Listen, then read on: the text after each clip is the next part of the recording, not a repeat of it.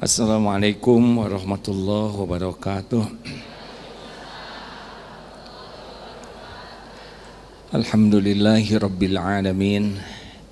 Segala puji dan puja hanya milik Allah yang maha menatap, maha mendengar, maha menyaksikan, maha mengetahui segala pikiran kita, maha mengetahui segala isi hati kita.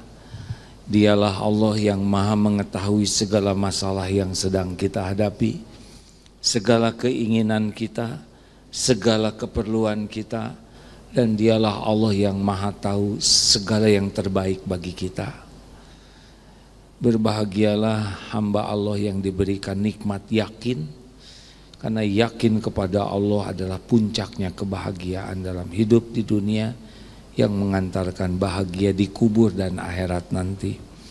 Allahumma shalli ala sayyidina Muhammad ala alihi wa ashabihi ajma'in. Ya Allah, Allahumma inna nas'aluka ilman nafi'an wa rizqan tayyiban wa amalan mutaqabbalan. Allahumma inna nas'aluka imanan kamilan wa yaqinan sadiqan wa qalban khashi'an wa lisanan dzakiran. Allahumma inna nas'alukal huda wat tuqa wal afafa wal ghina. Allahumma ati nufusana taqwaha wa zakkiha anta khairu man zakaha anta waliyuha wa maulaha. Amin ya Allah ya rabbal alamin. Alhamdulillah, apa kabar? Maaf saya kalau masih lowbat ya, baru tiba di Bandung tadi 20 menit sebelum adzan subuh. Perjalanan jauh, alhamdulillah syariatnya ngejar acara ini.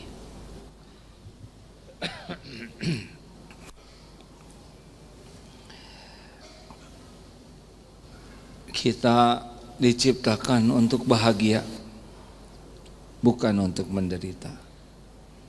Bahagia di 3 tempat. Bahagia di dunia, bahagia di kubur nanti, di alam barzah, dan bahagia di akhirat kelak. Allah menciptakan kita untuk bahagia di dunia, di kubur, di akhirat nanti. Lalu Allah menurunkan Al-Quran, wahyunya sebagai panduan hidup bahagia. Dalam Al-Quran, bahagia itu hanya 2 syaratnya. Man amila a'udzubillahi minasyaitonirrajim. Man amila sholihan min dzakarin aw untha wa huwa mu'min falanuhyiyannahu hayatan thayyibah di dunia.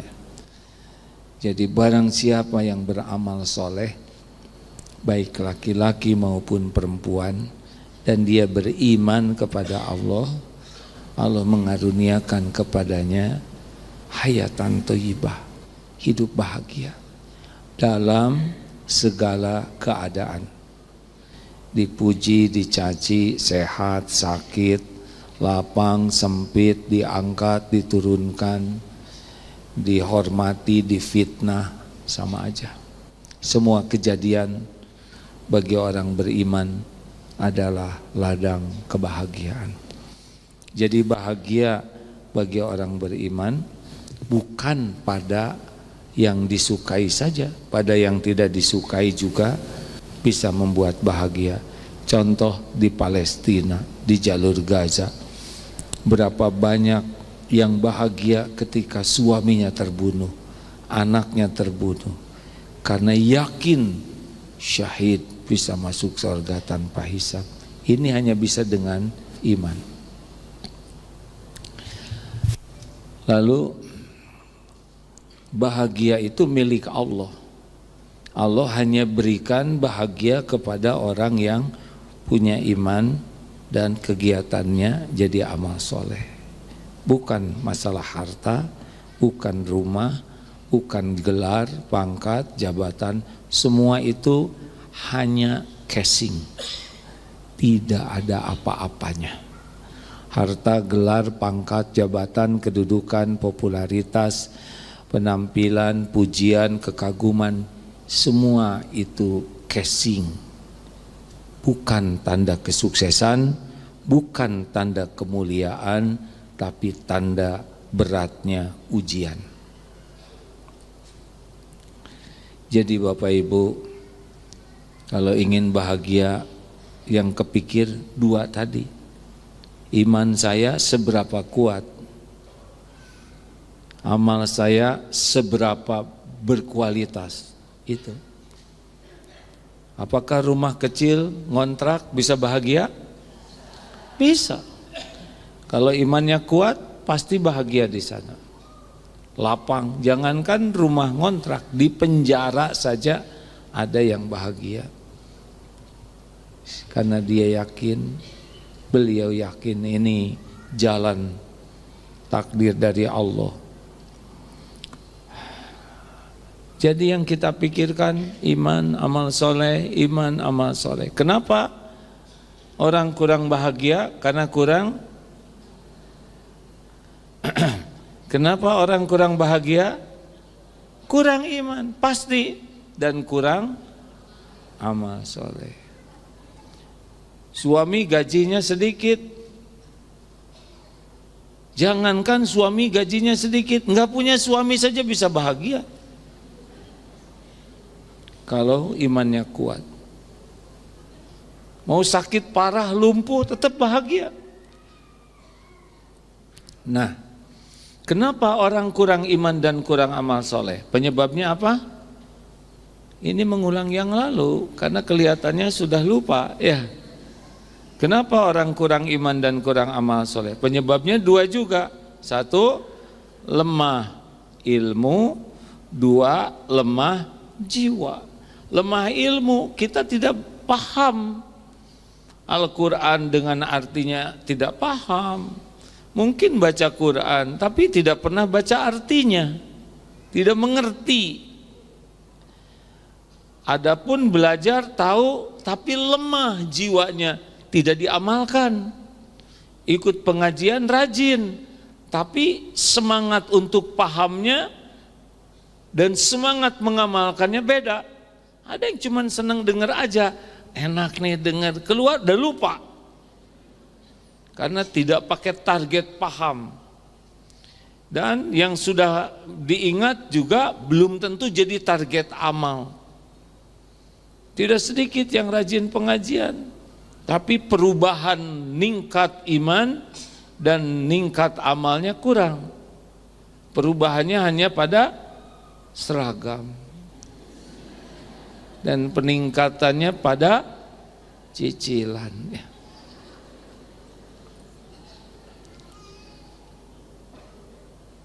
Kali ini ada amalan penting sesuai dengan judul bahagia dengan menjaga lisan. Rasulullah sallallahu alaihi wasallam bersabda,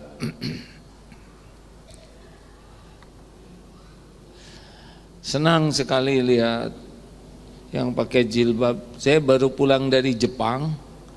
Di sana sulit sekali cari yang berjilbab. Dan harus sangat menjaga pandangan. Sudahlah, jadi beruntung ya bisa berjilbab. Di sana sedikit. Hadis riwayat Imam Ahmad. Hadis ini derajatnya hasan. Jadi sudah bisa kita pegang. La yastaqimu imanu abdin. Iman seseorang tidak akan istiqomah hatta yastaqima qalbuhu, hingga istiqomah hatinya. La yastaqimu qalbuhu, tidak bisa istiqomah hati seorang hamba hatta yastaqima lisanuhu, hingga bisa menjaga lisannya. Makin kuat iman, makin bahagia. Kurang iman, kurang bahagia.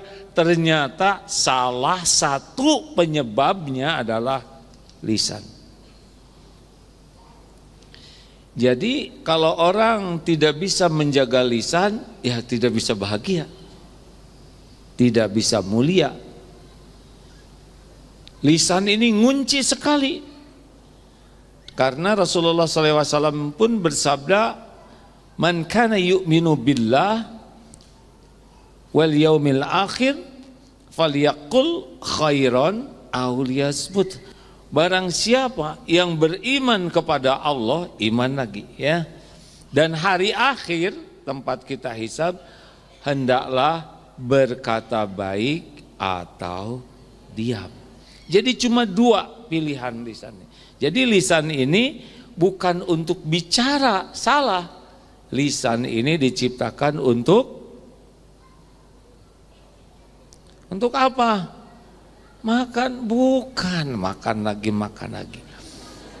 Untuk bicara baik. Kalau tidak bicara baik, bagaimana? Diam. Jadi tidak ada pilihan yang lain.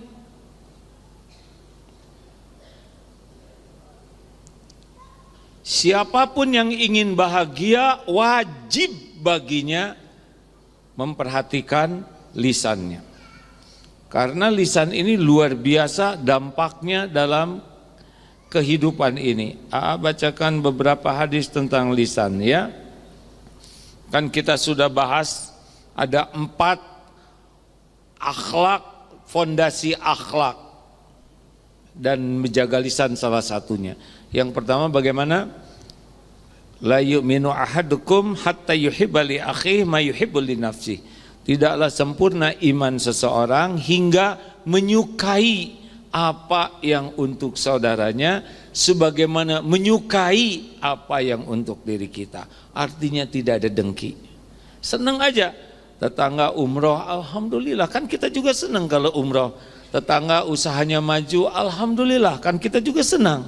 Tetangga punya kendaraan bagus, kita bahagia, kita juga senang. Tetangga anaknya lulus, kita senang. Pokoknya apa yang kita senangi, kita juga senang. Kalau saudara kita punya hal yang sama. Kalau si dengki tidak, SMS, susah melihat orang senang, senang melihat orang susah. Itu akhlaknya tidak akan baik.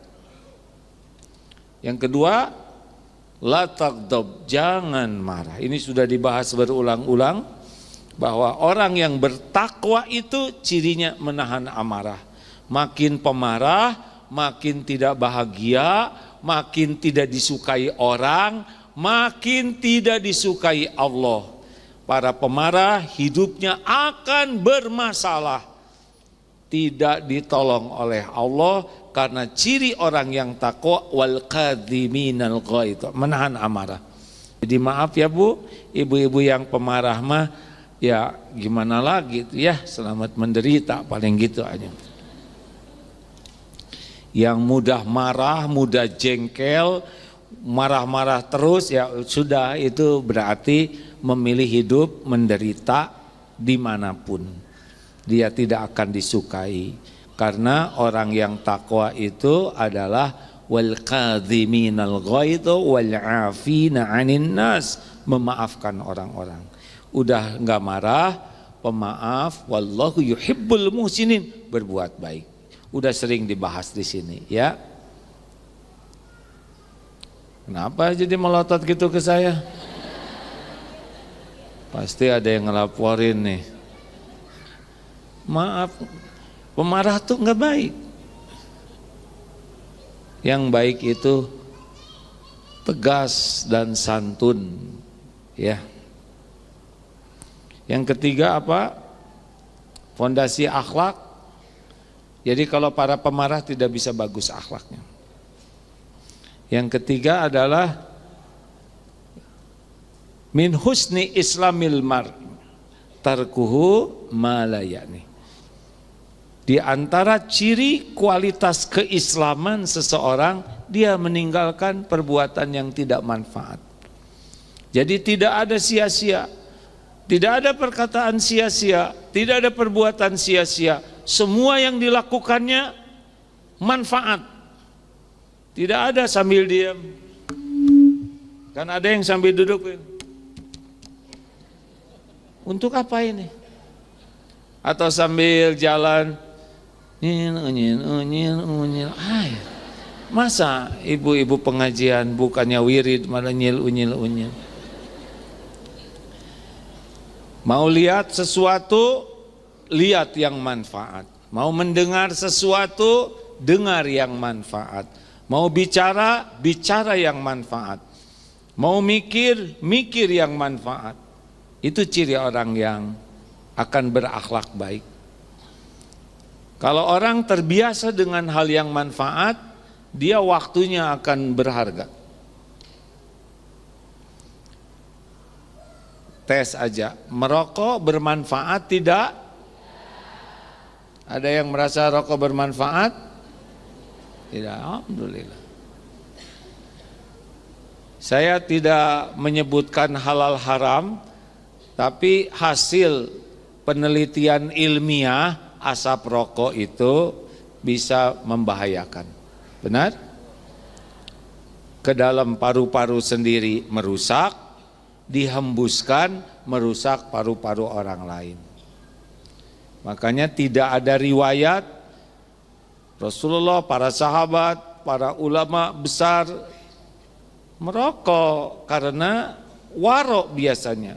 Tapi kan manfaat untuk nolong orang lain. Kalau mau nolong orang lain nggak usah dibeli, kasih aja uang, suruh jangan jualan ya. Rokok, benar? Jangan cari alasan. Kenapa jadi pada merotot gini?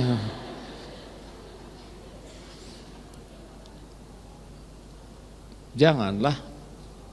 Kalau ada yang mengatakan, kenapa Bapak tidak merokok? Ya kenapa harus merokok? Ku tahu apa yang ku mau. Aku mau beramal soleh. Tapi saya sambil merokok bisa sambil zikir, gini aja. Kalau ada yang merasa itu manfaat, siapkah meninggalnya dicabut nyawa pas lagi merokok, itu aja. Kalau merasa itu manfaat pasti mau.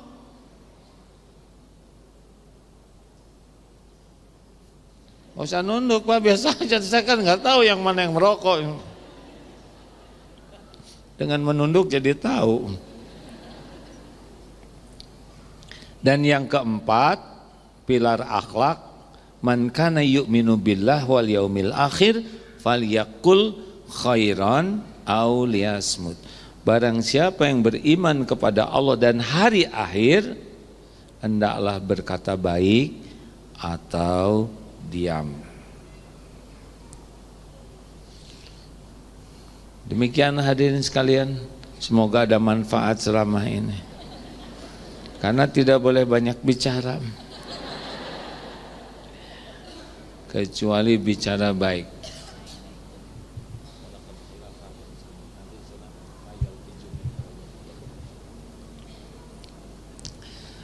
Barang siapa yang beriman kepada Allah, Allah maha dekat. Allah sami'un alim, maha mendengar lagi maha mengetahui. Setiap patah kata ini pasti didengar oleh Allah dan pasti dicatat oleh malaikat. Tanpa malaikat, Allah pasti sudah tahu. Kenapa malaikat harus mencatat? Terserah Allah. Kalau Allah mau menciptakan malaikat, ciptakan saja. Kita beriman begitu. Tanpa malaikat, Allah maha kuasa atas segalanya. Kita simak surat Qaf ayat 16 sampai 18. Silakan Ustaz. A'udzu billahi minasy syaithanir rajim. وَلَقَدْ خَلَقْنَا الْإِنسَانَ وَنَعْلَمُ مَا تُوَسْوِسُ بِهِ نَفْسُهُ وَنَحْنُ أَقْرَبُ إِلَيْهِ مِنْ حَبْلِ الْوَرِيدِ إِذْ يَتَلَقَّى الْمُتَلَقِّيَانِ عَنِ الْيَمِينِ وَعَنِ الشِّمَالِ قَعِيدٌ ما يلفظ من قول إلا لديه رقيب عتيد. Dan sungguh kami telah menciptakan manusia dan mengetahui apa yang dibisikkan oleh hatinya, dan kami lebih dekat kepadanya daripada urat lehernya. Ingatlah ketika dua malaikat mencatat perbuatannya, yang satu duduk di sebelah kanan dan yang lain di sebelah kiri. Tidak ada suatu kata yang diucapkannya, melainkan ada di sisinya malaikat pengawas yang selalu siap mencatat. Jadi tidak pernah kita bicara kecuali pasti tercatat, dan semuanya akan dihisab. Setiap patah kata, walaupun sama. Pernah suatu saat ada seorang ulama khutbah dalam sholat Jumat menceritakan ada seseorang lelaki kurang akhlak bertanya, di mana ya perempuan nakal itu? Tuh, hanya nyebut tuh. Kemudian laki-laki itu datang ke sana dan berbuat dosa. Yang berbuat dosa dapat dosanya, yang tuh juga dapat dosanya. Sudah gitu dia nyebarkan ke yang lain. Akhirnya banyak yang berbuat maksiat. Tiap yang berbuat maksiat tetap dipikul dosanya karena tuh. Kita tidak akan selamat. Karena sebagian besar penghuni neraka itu disebabkan oleh lisan. Berikut ini saya bacakan terjemahnya dari beberapa hadis Rasulullah SAW. Sesungguhnya kebanyakan dosa anak Adam itu berada pada lidahnya. Hadis riwayat Tabrani. Rasulullah bersabda, maukah kalian aku beritahukan tentang ibadah paling mudah dan paling ringan di badan? Rasulullah bersabda, diam dan akhlak yang baik. Riwayat Ibnu Abi Dunya. Diam adalah bentuk ibadah yang paling tinggi. Hadis Ad-Dailami. Orang bisa menjaga lisan. Siapakah muslim yang paling utama?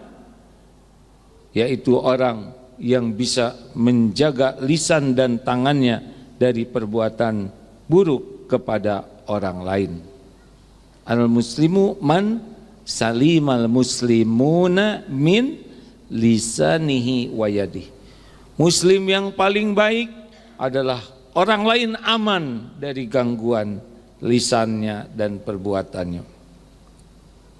Dalam hadis riwayat Bukhari, sesungguh ada seorang hamba yang bicara dengan satu kalimat yang dibenci oleh Allah, yang dia tidak merenungi akibatnya sehingga dia masuk ke dalam neraka jahanam. Ada satu patah kata yang dia ngomong ceplas-ceplos, tapi yang dikatakan itu adalah perkataan yang dimurkai Allah, habis tuh. Jadi celetak-celetuk luar biasa. Aku bertanya, wahai Rasulullah, apakah sebab keselamatan? Beliau menjawab, kuasailah lidahmu, hendaklah rumahmu luas bagimu, dan tangisilah kesalahan-kesalahanmu. Hadis riwayat Imam Tirmizi. Dan tidaklah nanti seseorang akan diseret ke neraka dengan wajah-wajah mereka di tanah kecuali karena ulah lidah mereka. Hadis riwayat Tirmizi, Al-Hakim dan lainnya. Jadi Bapak Ibu sekalian, orang yang tidak bisa menjaga lisannya di dunia ini tidak bahagia, di kubur dia akan tersiksa, di akhirat masuk neraka. Tidak punya pilihan. Karena penghuni neraka itu sebagian besar karena dua hal. Lisan dan farjinya, kemaluannya, dia berzina. Ini yang paling banyak memasukkan manusia jadi ahli neraka. Karena amal yang hebat juga bisa sirna gara-gara lisannya. Nah, gitu, diam ya.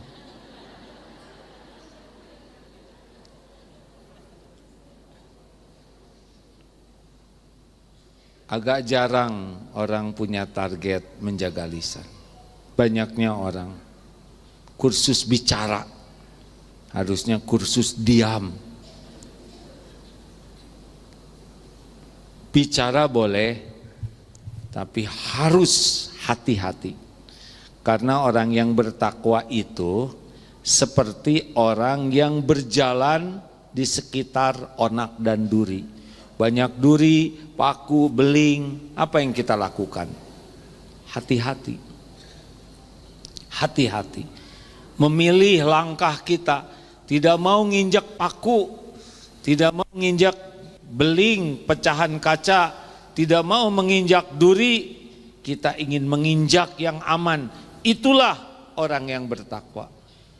Hati-hati, selalu penuh pertimbangan, selalu dipikirkan, selalu ingin yang terbaik.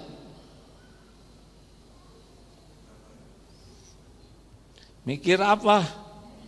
Kelihatan ngahuleng.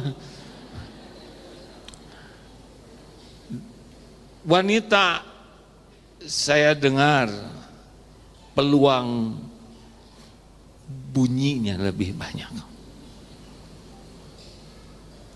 Peluang banyak bicaranya lebih daripada kami kaum lelaki. Tapi ada juga lelaki yang kewanita-wanitaan. Rasulullah SAW sedikit bicaranya, tercatat, dan semua perkataannya baik, bermanfaat. Baik, apa yang harus kita lakukan? Kalau bicara baik itu syaratnya 3. Pertimbangkan 3 hal ini, baru bicara. Kalau belum bisa mantap, diam. 1, niat. Apa niat bicara? Harus jelas dulu. Karena innamal a'malu binniyat. Amal itu bergantung dari niat. Bicara pasti makan waktu. Apa niatnya bicara ini? Celetak-celetuk itu apa niatnya? Banyak komentar itu apa niatnya? Bercerita ini dan itu apa niatnya? Halo? Ngambek teh apa niatnya? Niat harus pastikan lillahi ta'ala. Kalau niatnya sudah benar, perkataan ke bawah benar. Karena tidak mungkin, ya Allah, saya niat mencari keridhoanmu. Bu, nyebelin banget ya tetangga itu. Enggak mungkin, enggak nyambung itu. Niat kita cuma satu, semoga Allah ridho dari perkataan ini. Kalau mencari keridhaan Allah, tidak mungkin kita berdusta, tidak mungkin kita bergibah, tidak mungkin kita memfitnah, tidak mungkin kita sibuk dengan perkataan jorok, tidak bisa. Makanya apa nih niat saya ngobrol? Kalau enggak ketemu niat, diam saja. Tapi di arisan ini semua orang ngomong, masa saya ngomong, ibu makan, ya. Mendingan makan daripada banyak omong. Bukan banyak makan, Bu, nanti jadi masalah lagi. Mending banyak zikir. Lebih bagus banyak bicara, banyak mendengarkan. Mendengarkan. Kalau kita bicara, aib kita langsung terbuka. Kualitas kita langsung terbeberkan. Kalau kita diam, aib kita tertutup. Tapi ketika mulai bicara, Bu, gimana ya tentang menurut Ibu? Saya tahu ada pelit, cek mana, kakeheuleun, ketahuan dia pendengki. Tapi ibu itu umroh, eta mah ongkosna ge diongkosan ku batur, dengki. Hari ibu udah umroh belum? Sudah 3 kali dalam mimpi, bohong. Kalau nggak ngobrol, diam aman. Tapi sekali bunyi, udah nggak aman. Seperti pistol, sekali keluar peluru udah nggak bisa ditangkap.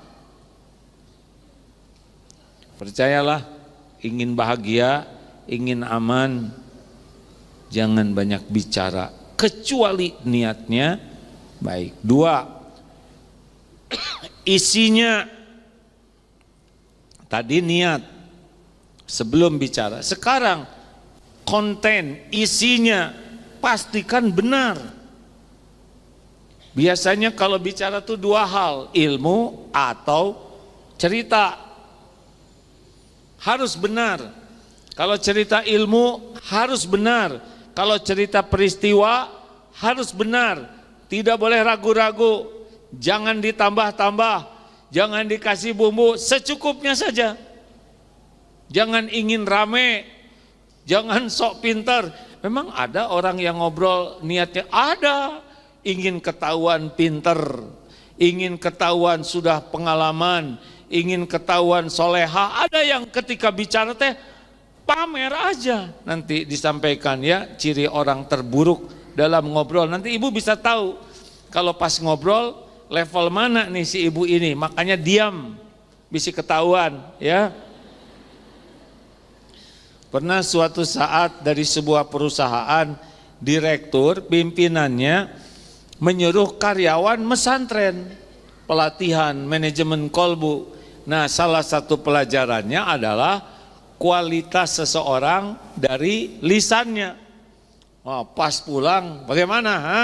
Untung saya yang nyuruh. Ketahuan ternyata bosnya tuh paling dangkal, gara-gara bicara. Makanya kalau bicara benar atau enggak nih yang saya sampaikan tuh, ditambah-tambah atau enggak, sok tahu atau tidak. Kalau belum yakin, diam.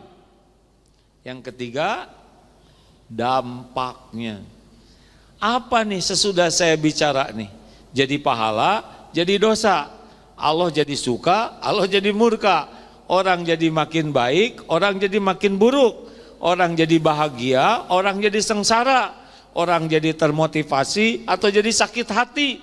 Setiap perkataan ada dampaknya. Nah, mana teh irung jika kutil, dampaknya apa? Nyebut irung jika kutil,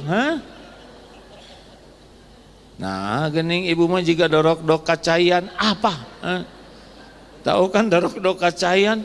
Ini kan penghinaan. Kerupuk kulit direndam. Apa manfaatnya? Itu dosa nanti itu. Karena orang yang ngedengernya sakit hati. Satu, niat. Dua, isi. Tiga, dampaknya. Maaf, mudah-mudahan perkataan ini dampaknya manfaat. Saya harus memilih kata-kata bukan supaya disukai ibu-ibu dan bapak-bapak, tapi setiap perkataan ini akan jadi pahala atau jadi dosa buat saya. Kalau takdirnya jadi penceramah, misal seperti yang sedang dilakukan ini, tidak usah repot-repot ingin dikagumi jamaahnya. Mau apa? Nggak ada gunanya. Semua ini ribuan yang datang kagum, tapi Allah murka. Mau apa? Walaupun semua yang hadir memuji, kalau Allah tidak ridho, saya tetap rugi. Tidak penting kata-kata kita dikagumi orang. Yang penting setiap kata disukai Allah. Kalau Allah ridho, selesai. Nanti bagaimana orang lain? Kalau kita memilih kata yang disukai Allah, insya Allah kata-kata itu baik. Nanti Allah yang memasukkan ke hati Bapak Ibu sekalian. Makanya ya Bu, maaf kalau sedang bukan bertengkar ya, tapi berkelahi lebih gawat, yang berbeda pendapat. Bertengkarlah, udah itu aja ya.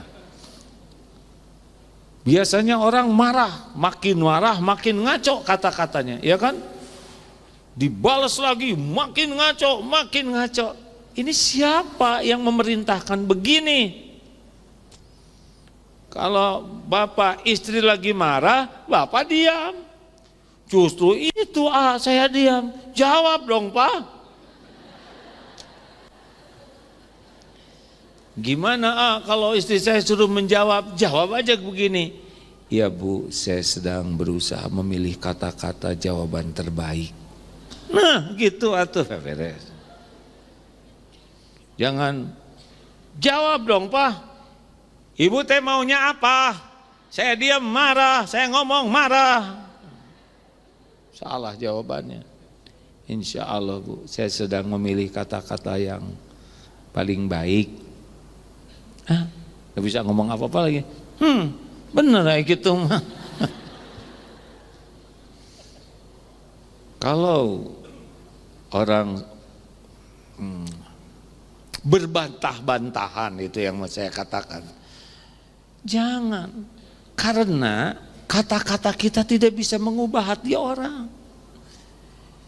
Pikir dong Bu, itu hanya melukai. Terus kata istri, saya kuliah S3, Bapak SD. Makin sakit hati ya enggak? Udahlah, pokoknya kalau berbantah-bantahan, kata-kata kita cuma disukai setan. Hanya jadi corongnya setan, enggak akan jadi solusi. Ingat, yang membulak-balik hati itu siapa? Allah, bukan kata-kata kita. Kita bicara yang disukai Allah, nanti Allah yang membulak-balik hati. Gimana sebab saya dicurigai terus oleh istri saya. Bapak salah enggak? Saya enggak, yang cicing weh. Tenang, emang ujiannya begitu. Saya kesini dicurigai, saya tenang atuh Pak. Emang ujiannya begini, Bapak dicurigai.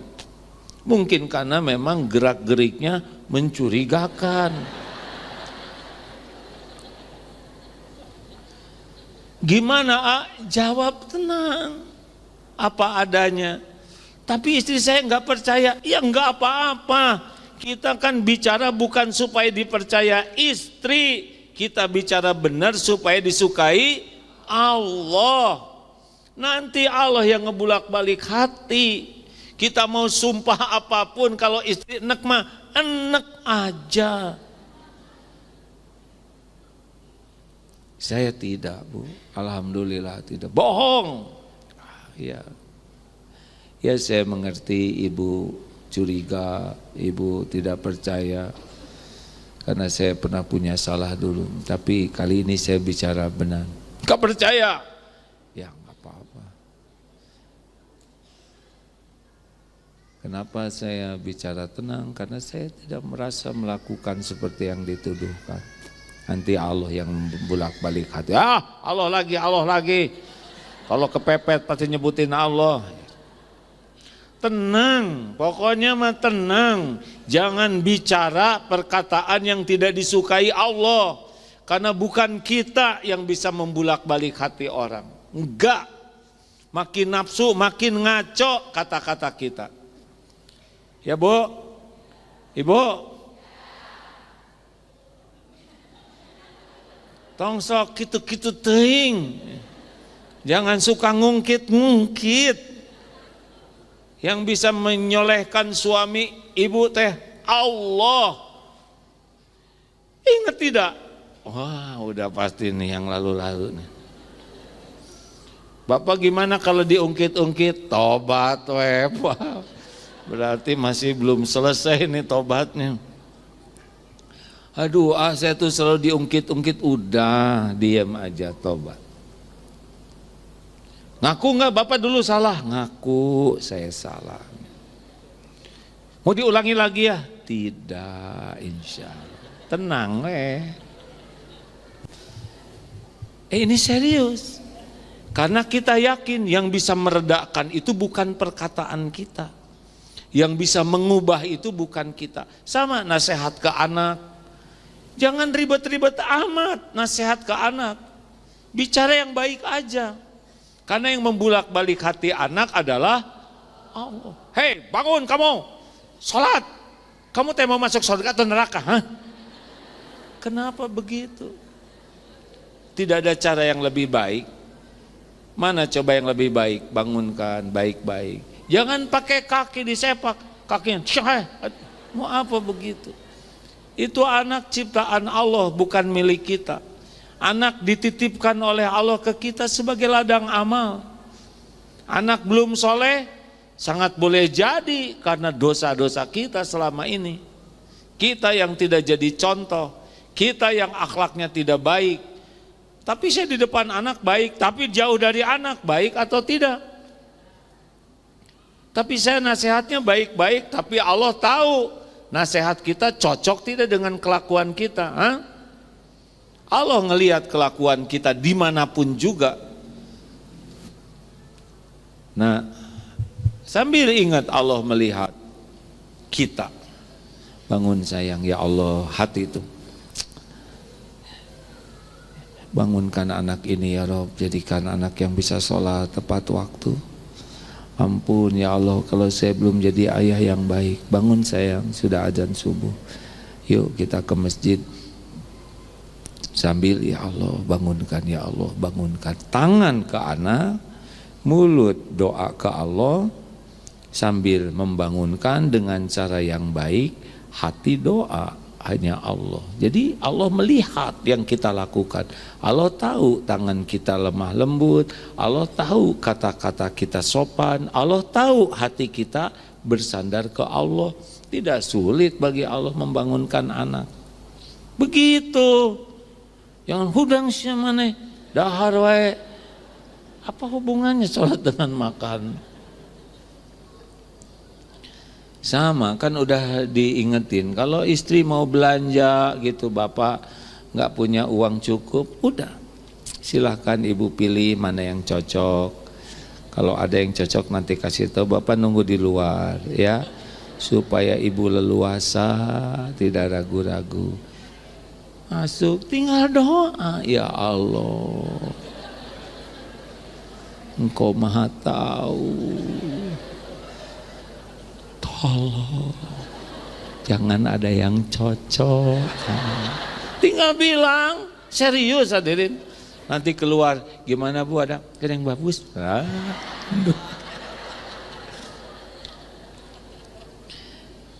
Ini serius hadirin, kita jarang mengandalkan Allah ya. Kita mengandalkan Allah, bu tong malewe eta, barang berarti udah banyak, nanti berat hisapnya di akhirat. Kata istri, pelit mah pelit we Pak, ribut, udah yang baik saja. 4 tingkatan bicara ya. 1, orang yang paling utama, yang falyakul khairon aw liyasmut. Apa cirinya? Kalau bicara, kan bicara baik itu cirinya 2, intinya sih. 1 zikrullah, yang kedua amar ma'ruf nahi mungkar. Jadi kalau bicara tuh pasti nyambung ke Allah, dan nyambung ke Allahnya tuh bukan acting. Alhamdulillah, nah acting, bukan acting, asli ya. Nyebut Allah tuh karena yakin, dan kalau bicaranya ilmu manfaat. Perkataannya tuh jadi ilmu. Ciri lainnya adalah hikmahnya menggugah. Karena bicaranya ikhlas, tidak untuk ria, maka biasanya bisa nembus ke hati. Karena hati itu disentuhnya syariatnya oleh hati lagi. Hati yang ikhlas dan penuh kasih sayang. Lalu jadi solusi kalau ngobrol tuh tidak hanya ngobrol, tapi jadi sesuatu, jalan keluar yang baik. Kalau menemu pemuda seperti ini, jodohkan aja dengan anak. Bukan hanya anak, saya juga mau cahai mangat, ibu mah, ini halim eleh. Hadirin, orang yang baik itu nyaman kalau bicara tuh, karena beliau nyaman. Kalau orang di sini nyaman, keluarnya juga nyaman, nadanya, pemilihan kata. Kalau di sini sudah tidak nyaman, nanti keluarnya kata-katanya tuh tidak enak, baik pemilihan kata maupun nadanya, dan pengiringnya juga. Raut muka tuh jadi hasem ya.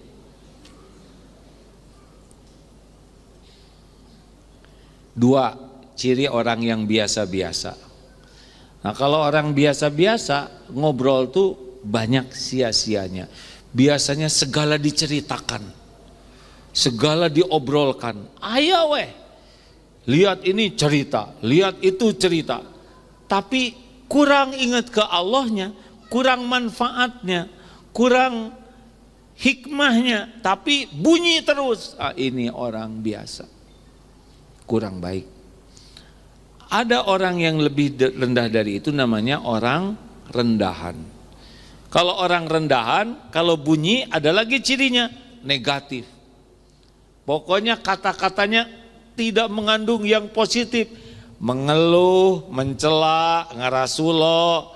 Pokoknya mah nggak ada yang bagus aja. Nyeri awak ya hurut ini asa belah gitu. Padahal belum nyobain belah kepalanya. Tapi dia sudah menyampaikan kepalanya serasa belah katanya. Ini punggung tuh serasa di beton. Waduh. Dia belum nyobain dicor. Kita mata teh meni serasa coplok, bohong. Dia belum nyobain matanya coplok. Ada yang dari bangun tidur sampai tidur lagi tuh nggak ada yang bagus kata-katanya teh. Mengeluh, mencela, ngerasulo, negatif, curiga, pokoknya nggak ada yang bagus aja dan salah aja orang lain tuh. Rodak, sasapu atuh mana tetong dahar wae. Ke anak tuh pasti dua, kalau nggak nyuruh melarang. Kayaknya sayang sekali lihat anak-anak nganggur, tidak disuruh tuh. Lihat TV, kacau sekarang, nggak ada yang benar, politik teh hancur negara ini. Ngambek. Nonton sepak bola, sepak bola ini memang ngaco, nggak ada yang pinter. Ngarang, lihat penyanyi, suara serak nyanyi, semuanya salah pak. Pokoknya mah salah, kurang, jelek. Coba disuguhin, nggak enak ya, kurang. Ganti dengan kerupuknya kecil-kecil. Ganti dengan kerupuk yang gede. Apa artinya gede kalau satu? Tetap salah. Dikasih kopi kurang manis, dikasih manis kurang banyak, dikasih kurang banyak. Masa nggak ada pisang goreng? Kopi dengan tanpa pisang goreng bagai malam tak berbintang, tahu? Apa hubungannya? Salah, kurang, jelek. Komennya tuh negatif, salah dan buruk sangka. Ini namanya orang rendahan. Gak enak deket yang kayak gini, salah wae. Langsung, kok sih tahu kelakuan suami saya? Emang kayak gitu Pas suaminya di sini, ya Allah, ini ceramah cocok banget sama istri saya. Jadi pulang teh nggak ada yang robah dan lebih sibuk memikirkan kelakuan orang lain. Ini hanya buat menilai diri sendiri, jangan nyari sasaran, nggak akan berubah. Misalkan ada tetangga yang seperti ini, terus kita pikirkan nggak berubah tetangga. Yang kita pikirkan kita begini atau tidak. Dan ada yang keempat, utama, biasa, rendahan. Ada yang keempat, yaitu orang yang dangkal. Seperti apa orang yang dangkal? Nah kalau orang yang dangkal, kalau bicara tuh ada cirinya. Sudah tahu cirinya belum? Saya, aku, pokoknya kalau ngobrol tidak ada lagi yang dibahas selain dirinya. Waktu saya umroh itu ya, saya kan umroh udah 5 kali ya. Saya itu saya hantem. Apapun pasti jurusannya ke saya. Masih ingat cerita kucing? Kucing lucu ya, bulunya panjang seperti singa. Saya tahun lalu ke Singapura. Nggak nyambung. Dari ucing lewat jadi cerita Singapura. Lihat celengan teh macam-macam ya. Ada macam gajah, tahu nih, celengan gajah, tahu nggak? Gajah lambang apa? Lambang ITB. Kan suami saya lulusan ITB, bukan keluar lagi ya. Pokoknya apa aja nyambung. Karena setiap kesempatan dia ingin cerita tentang dirinya, tentang pengalamannya, tentang anaknya, tentang hartanya, tentang ibadahnya. Ini orang terdangkal. Jadi kalau orang udah ngobrol, udah ketahuan ini. Dia nggak ada pikiran apapun, kecuali ingin terus ngangkat dirinya. Dan kalau orang sudah banyak cerita diri, dengar baik-baik, lebih dekat dengan bohong. Kalau orang sudah banyak menceritakan saya, anak saya, harta saya, pengalaman saya, itu cenderung ditambah-tambah.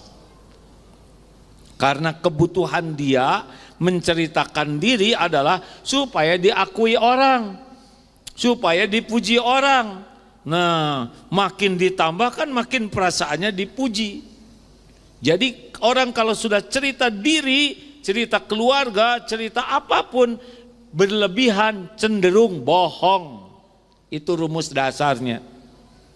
Karena kebutuhannya dari cerita itu bukan nyari ridho Allah, tapi ingin diakui, dipuji, dihargai, dikagumi orang. Dan itu pasti pakai bumbu. Karena kalau cerita yang aslinya pasti jelek. Itu ya, waktu semalam saya tahajud, dia nggak cerita tahajudnya nggak khusyuk, ya kan? Saya tuh sampai bergetar, ya. Padahal dia bergetar tuh karena sieun hadirnya. Takut, tapi ya begitulah, acting terus. Yang paling aman nggak usah banyak ngomong.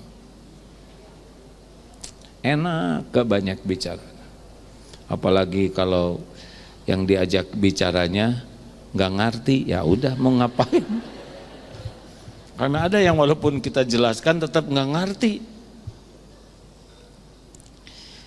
Kurangi celetak-celetuk ya Bu. Walaupun seceletak, walaupun seceletuk bisa mudarat. Nggak usah segala dikomentari. Kalau celetak-celetuk tuh dikit, tapi kalau komentar celetak-celetuk yang sudah diperbanyak. Nggak usah segala dikomentari. Mau pakai kerudung apapun biarin, bukan kerudung ibu ya. Nggak usah segala ngomentari. Tetangga mau beli ini itu, duit masing-masing. Cicing, ya. Halo? Gak usah berkomentar penampilan, bentuk badan, suara, diam. Kalau ada orang yang lewat bau, misalkan tinggal jangan napas. Iya kan? Pernah ada seorang ibu-ibu di airport, lihat ada dia sebuah suku dari negara luar yang memang itu mah keringatnya bau. Mungkin efek dari makanannya. Tahu nggak Bu? Pas duduk di pesawat diapit oleh dua yang begitu. Sepanjang jalan ampun ya Allah. Padahal itu nggak ngomong tuh, hanya di hati Bu. Kita bararahu, langsung diapit. Tidak ada yang tidak didengar oleh Allah. Celetak-celetuk bisa jadi masalah besar. Jangan banyak cerita. Nggak usah segala diceritakan. Walaupun udah lihat, udah dengar, mau apa segala diceritakan. Mau tidur teh disada, Pak. Tetangga eta apa? Langsung oleh suami itu dibekem. Kecuali kalau ngomongnya baik. Nggak usah, tidak semua harus diceritakan. Walaupun kita dengar, kita tahu manfaat tidak. Cukup dikatakan sebagai pendusta bagi orang yang selalu bercerita apa yang dia ketahui. Itu kalau Rasulullah mengingatkan seperti itu. Tidak usah segala ditanya. Ece, ya tasnya teh asli atau KW. Jadi sakit hati. Nyicil berapa kali ce? Mau ngapain? Mau melunasi? Sama. Geningan rada begang. Turun berapa kilo? Mau apa? Iya teh sepatu saha? Ibu nomor 45? Oh, aduh. Gak usah segala ditanya. Tidak usah segala ingin tahu. Mau ngapain? Pusing. Kalau mau tahu yang manfaat saja. Jangan iseng. Nih kayak hari Kamis. Ece saum tidak? Mau apa nanya? Hah? Mau apa nanya? Iseng kan? Kasihan yang ditanya. Yang tadinya ikhlas. Ya alhamdulillah. Saum. Hari ini saya saum, sebetulnya bukan Senin Kemis, saum Daud. Karena saya kan udah 5 tahun saum Daud. Dan saum Daud itu baru nikmat kalau tahajud. Jadi setiap malam saya tahajud, saum Daud. Dan pagi habis tuh pahala. Gara-gara si Ece nanya, cicing mana? Diam. Nggak usah segala ditanya. Halo? Tadi apa aja sih? Udah jangan celetak-celetuk, jangan banyak komentar, jangan segala diceritakan, jangan segala ditanya, dan jauhi berbantah-bantahan. Udahlah dibikin gampang we. Itu Pak, bisa kata istri, Pak, ini teh kurang enak, iya oh gitu ya. Tos cicing. Jangan enak cek Bapak mah, jadi ribut ya. Cicing, ya Pak, cicing, tahu? Mau aman, cicing. Jangan berbantah-bantahan. Misal ibu pakai kerudung, Pak keren nggak Pak? Keren, beres. Walaupun rasa butuh teken bae lah. Itu mah penglihatan kita yang kacau, ya. Udah seneng, ya bagus. Enak nggak nih Pak? Oh mantep nih, enak. Walaupun asa maskeun bae lah. Daripada kita bikin perasaan nggak enak, ya berbantah-bantahan, udah buat gampang. Apalagi urusan wah ini masuk partai itu keun bae. Si itu memilih capres yang itu biarin. Dan nggak bisa dirubah oleh kita, benar? Jangan berbantah-bantahan. Ingat, barang aku jamin istana di pinggiran sorga bagi yang meninggalkan perdebatan walaupun dia benar. Wah kita benar, masa tinggalkan? Karena kalau udah berbantah-bantahan tuh emosi. Orang emosi mah walaupun kita benar nggak dipercaya. Makanya kalau udah berbantah-bantahan diam supaya tensinya tenang. Kalau udah tenang baru bicara.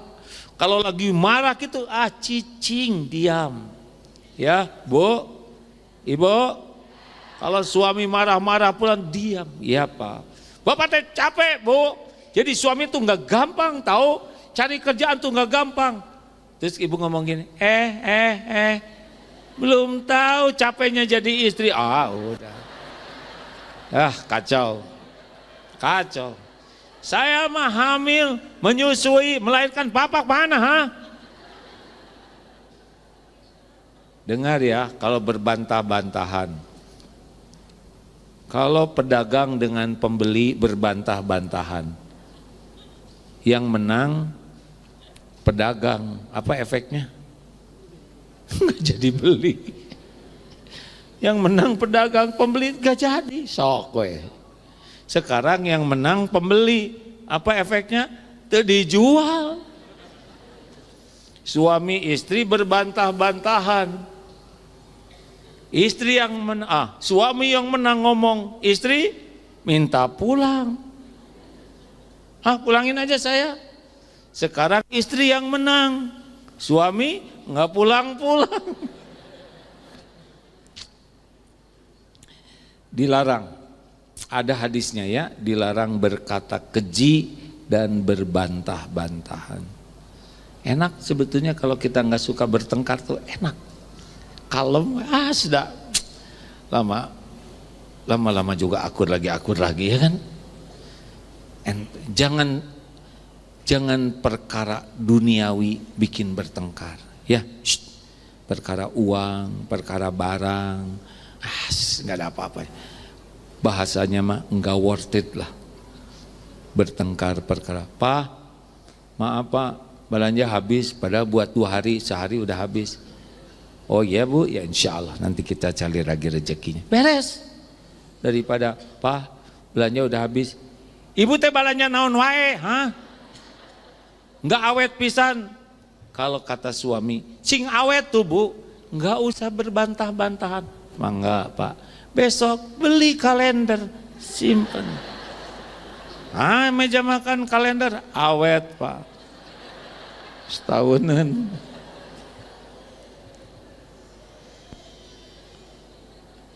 Jangan berbantah-bantahan.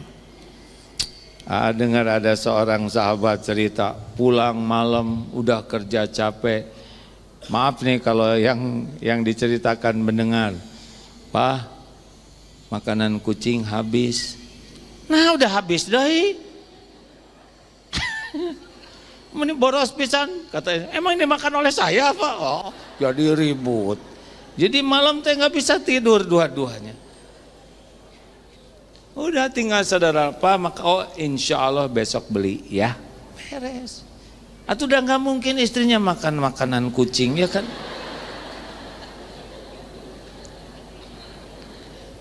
Mau bahagia lebih simpel. Jangan suka berbantah-bantahan ya. Mengalah saja. Mengalah tuh bukan membenarkan yang salah, tapi membuat turun emosi, baru kita bisa bicara baik-baik. Kalau lagi emosi mah diem baik. Cukup segitu. Jangan kebanyakan ngobrolin politik yang bisa bikin kotor hati. Jangan sotoy, segala diceritakan seperti kita yang tahu segalanya. Enggak lah, kita juga tahu baca dan yang lain juga udah baca, ya kan? Ada yang nonton sepak bola terus udah gol, nggak usah dibahas, kan udah nonton barusan dua-dua. Ya mau ngapain dibahas, kan udah nonton, ya kan? Si eta mah cicing Pak, orang tos nonton, cep ngahep-hep. Terima kasih. Udah segitu aja.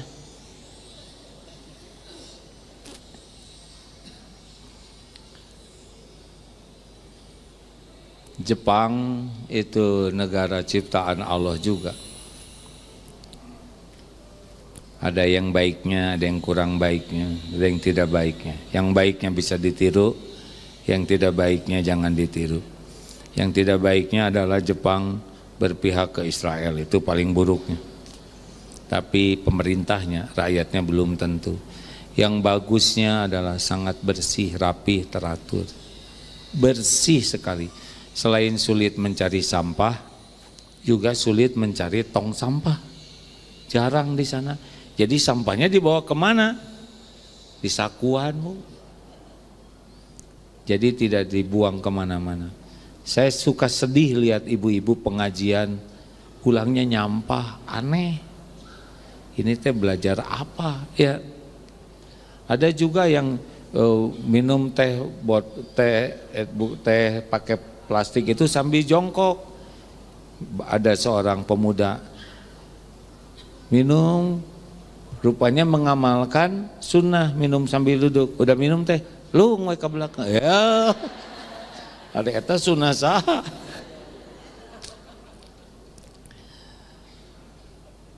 Ada kunjungan mahasiswa dulu naik bis, SD 6 tahun, SMP SMA 6 tahun, 12 tahun, plus kuliah 4 tahun. Nyimpen sampah pada tempatnya aja nggak bisa tuh. Ngebuang sampah bekas permen. Ini bagaimana? Ibu-ibu, bapak-bapak, jangan memalukan ya.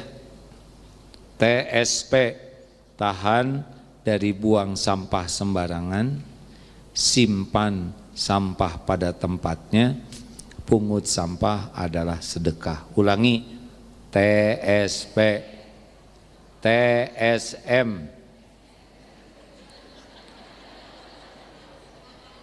tahan dari buang sampah sembarangan, simpan sampah pada tempatnya, mungut sampah.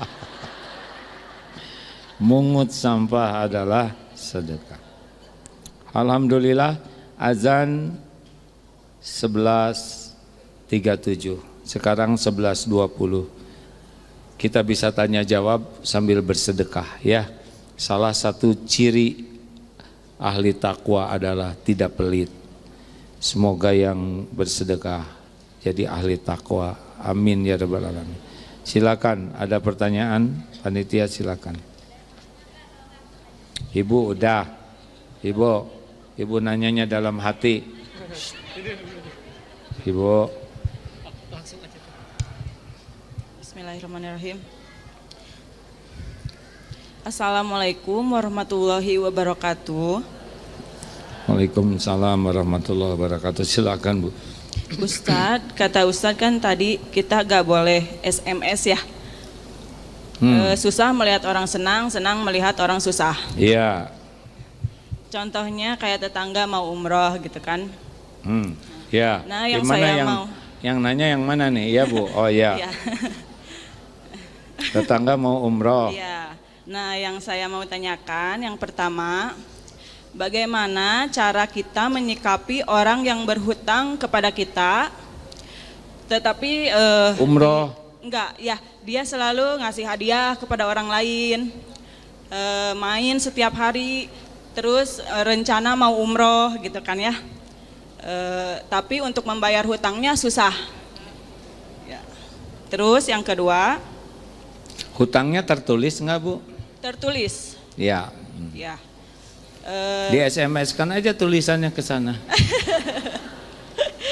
Ya kan, tetapi sering berdalih gitu kan, berdalih kalau kita lagi nagih gitu kan, sering berdalih dengan dia susah untuk makan, susah untuk kehidupan sehari-hari. Ibu gitu kan. sudah mendoakan beliau belum? Sudah. Doanya gimana? Semoga dipermudah rezekinya untuk bisa membayar hutang gitu kan istilahnya ya, suka begitu. Tapi ya selalu diingatkan kan sama saya gitu untuk membayar hutang. Sekarang kan media sosial tuh udah ini ya. Ya. Kalau saya selalu di hide, tetapi orang-orang yang saya kenal selalu melihat kalau beliau itu sering main, sering ngasih hadiah ke orang lain, gitu. Baik. Jadi Ibu Iya. maunya apa? Mau nanyanya gimana cara kita menyikapinya. Terus Ya. yang kedua, apa hukumnya untuk beliau yang contoh tiba-tiba beliau umroh, terus sodakoh, terus ngasih hadiah ke orang lain. Nah, bagaimana hukumnya untuk beliau? Oh iya. Begitu, iya. Hutang itu ya Makasih. wajib dibayar sama-sama Bu. Wajib diprioritaskan. Sekarang misalkan hutang 10 juta, punya uang 20.000, dipakai ngelunasin nggak cukup. Pakai traktir aja, sedekahkan dengan harapan mungkin beliau nanti diganti oleh Allah kalau banyak sedekah gitu. Kalau umroh mungkin ada yang ngongkosin, husnuzon aja Bu. Karena kalau enggak ibu rugi berlapis-lapis, udah uang nggak dikembalikan, yang kedua ibu enek ya kan, rugi pisan. Ibu harusnya bersyukur, ibu bagian ngutangin bukan bagian berhutang. Ibu teh bersyukur, kalau dibalik posisinya mau nggak ibu bagian ngutang? Ya udah, kasihan sebetulnya orang yang berhutang tuh udah menderita banget. Berbaik sangka aja. Orang itu sedekah mungkin itu upayanya supaya bisa ngelunasin hutang gitu. Pokoknya mah jadi orang baik aja terus Bu. Cirinya baik, hati kita lega. Kalau hati kita nyesek berarti kita lagi nggak benar. Rugi atuh, udah mah nggak dibayar ya, belum dibayar. Udah gitu kita jadi jengkel, liar ya kan. Tos jengkelnya. Doakan sing beungar, amit-amit. Kemana lompok hampir? Udah doa yang baik. Allah yang memberikan rezekinya, Bu. Kalau belum rezeki ibu belum sampai. Ya. Satu lagi. Kasihan yang belum. Jadi ketempuhan yang sebelahnya juga jadi dianggap sering. Karena ibu duduk sebelahan jadi sering lah, ya. Ibu enggak jadi. Ibu kan udah kejawab dari tadi jawaban saya. Bismillahirrahmanirrahim. Ya, Bu. Assalamualaikum warahmatullahi wabarakatuh. Waalaikumsalam warahmatullahi wabarakatuh. Gini Pak Ustadz, kalau semua apa yang amal-amalan kita, ibadah kita, apapun itu adalah meminta ridho Allah. Apakah ridho Allah itu bisa terasa oleh kita atau misalnya hanya rahasia Allah aja gitu? Oh, kerasa Bu, kalau Allah suka kita dikasih tenang, sakinah. Walaupun situasi sulit, berat, ini tenang aja. Allah tuh menurunkan ketenangan. Cirinya kita benar tuh tenang, Bu. Kalau salah tuh cirinya dua, satu gelisah dan kedua takut ketahuan orang. Jadi kalau sholat kita disukai Allah, enak itu sholat, Bu. Kalau amal kita ikhlas, enak sekali. Kalau ibu khidmat ke suami atau ke anak ikhlas, ibu pasti menikmati. Kalau kurang ikhlas, jengkel, kehel, yang tiga itu. Satu, gelisah dengan yang belum terjadi. Yang kedua, kecewa dan sedih dengan yang sudah terjadi. Yang ketiga, selama menjalaninya capek aja. Gak ada tenangnya hati ini, capek. Nah itu ciri-ciri kita gak nyari ridho Allah tuh. Jadi terhadap yang belum terjadi tuh cemas. Seperti nggak ada Allah gitu ya.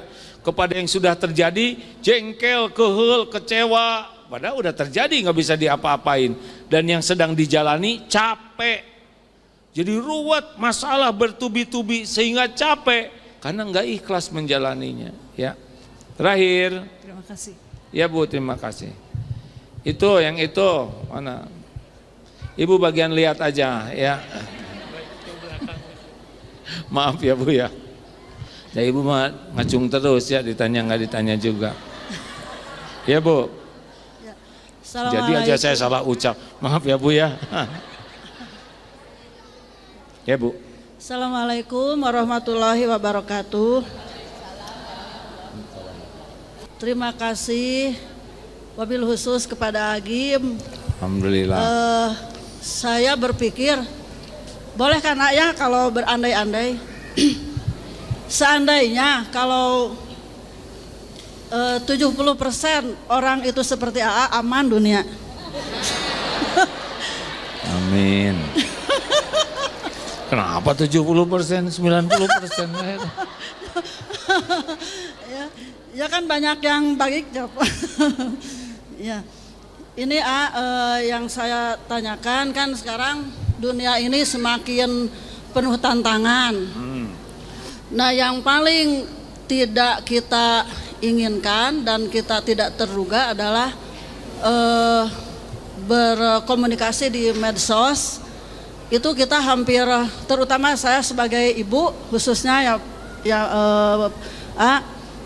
kadang kita merasa kecolongan. Nah ini kiat apa? Kecolongan oleh siapa? Kecolongan oleh medsos yang beritanya banyak yang mengarah ke fitnah, wabil khusus kepada fitnah umat Islam atau berita-berita yang merusak akidah. Oh kalau gitu dihapus. Ya kan kita tidak bisa memantau khususnya untuk anak-anak gitu. Jadi ini teh untuk ibu, untuk anak Bu. Ya untuk kita semua, khususnya untuk anak juga bisa. Ya mama yang jelas memang. Saya jadi pusing. Jadi nulir teh ibu atau anak? Kan kita gini. Gini gimana Bu? Ya, cepetan gini, Bu. Jadi jangan saya emosi Bu. Ini udah hampir selesai. Baik Ibu. Ya untuk kita semua. Baik, saya mengerti kurang lebih ya. Ya terima kasih. Assalamualaikum warahmatullahi wabarakatuh. Waalaikumsalam. Tidak wajib bermedsos. Tidak wajib punya IG, punya IT, tidak wajib. Tidak wajib. Kalau kira-kira ngotorin hati mah, hapusin weh. Ganti HP-nya pakai HP jadul. Serius. Enggak penting, yang penting itu dua aja, bisa ningkatin iman, jadi amal soleh. Tidak, kalau ngerusak iman, tidak jadi amal, selesai. Kita nggak tahu urusan dunia juga, nggak apa-apa. Yang penting kenal ke Allah, bagaimana bisa beramal dengan yang Allah sukai, dan kita juga nggak menyelesaikan masalah, benar? Ya udah. Ieu mah MK rapat langsung dibahas. Siga manehna hakimna, ya kan. Kalau masalah Palestina kita bagus tahu, tapi harus jaga juga hati kita, jangan sampai jadi susah tapi tidak berbuat banyak. Harusnya jadi nambah doa, nambah sedekah kita, nambah kita menginformasikan ke yang lain. Kalau tentang Palestina minimal 3, 1 nambah doa, yang kedua nambah sedekah kita, yang ketiga nambah menyebarkan informasi kebaikan tentang kenyataan. Kan sederhana sekali di Palestina itu. Israel itu dulu tidak ada, terus ada sedikit, kemudian merampok tanah Palestina. Nah sekarang Palestina membela diri, tapi sebagian negara itu mendukung penjajahan. Ya, tapi Allah memperlihatkan bagaimana orang-orang yang tidak takut mati dan tidak cinta dunia bisa berperang dengan negara yang dibela oleh Amerika. Saya mah hakul yakin Allah akan memenangkan orang yang bertakwa.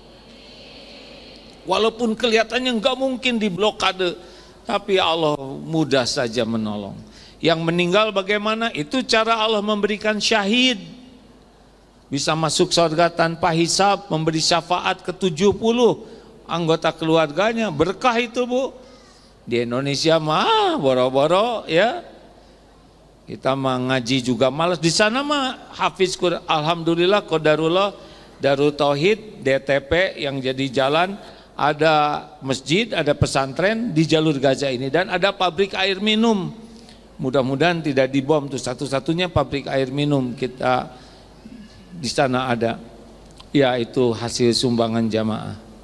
Allahumma shalli ala sayyidina Muhammad wa ala alihi wa ashabihi ajma'in.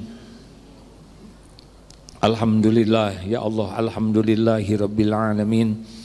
Ya Allah, Allahumma inna nas'aluka bi annaka lakal hamd la ilaha illa ant wahdaka la syarika lak ya mannan badi'us samawati wal ard ya zal jalali wal ikram ya hayyu ya qayyum. Duhai Allah yang maha agung, berkahi majelis ini, ampuni seluruh dosa kami ya Allah, seluruh dosa kami, hapuskan semua aib-aib kami ya Allah. Ampuni sekelam apapun masa lalu kami, seburuk apapun akhlak kami, ampuni sejelek apapun ibadah dan amal-amal kami. Allahumma gfir lana wali walidina warhamhum kama rabbawna sigara. Ya Allah, ampuni semua dosa kami kepada orang tua, ampuni ibu bapak kami, bahagiakan ya Allah sisa usianya, bahagiakan di kuburnya, bahagiakan di akhirat kelak. Rabbana hab lana min azwajina wa dzurriyyatina qurrata a'yun waj'alna lil muttaqina imama. Ya Allah, ampuni keluarga kami, ampuni kami belum jadi orang tua yang amanah, ampuni kami belum jadi contoh yang baik, belum bisa menjaga, mengurus dan mendidik keluarga dengan benar. Ya Allah, titipkan kepada kami keluarga sakinah, pendamping hidup yang menguatkan iman. Titipkan keturunan yang soleh, solehah, hafizah. Jadikan keluarga kami keluarga ahli takwa ya Allah. Allahumma gfir lil mu'minina wal mu'minat, wal muslimina wal muslimat al ahya'i minhum wal amwat. Allahumma a'izal Islam wal muslimin. Allahumma ansur ikhwanana fi Palestin, mujahidin fi Palestin. Ya Allah, tolonglah saudara kami di Palestina. Engkau menyaksikan segala-galanya ya Allah. Engkaulah satu-satunya yang kuasa melindungi, menjaga. Kuatkan iman saudara-saudara kami ya Rabb. Jadikan ujian ini benar-benar menjadi jalan kemuliaan bagi dunia akhiratnya. Jadikan yang wafat jadi syuhada. Jadikan setiap berat cobaan menghapuskan seluruh dosanya ya Allah. Kumpulkan keluarganya kelak di sorgamu ya Arhamar Rahimin. Ya Allah, menangkan kaum muslimin atas kaum zalimin ya Rabb. Cerai-beraikan orang-orang yang zalim ya Allah. Ya Allah, menangkan kaum muslimin muslimat atas kaum kafirin zalimin. Ya Arhamar Rahimin, fansurna alal qaumil kafirin, fansurna alal qaumiz zalimin. Rabbana atina fid dunya hasanah wa fil akhirati hasanah wa qina azabannar. Subhana rabbika rabbil izzati amma yasifun wa salamun alal mursalin. Ya Allah, alhamdulillahi rabbil alamin. Sayyidina Muhammad.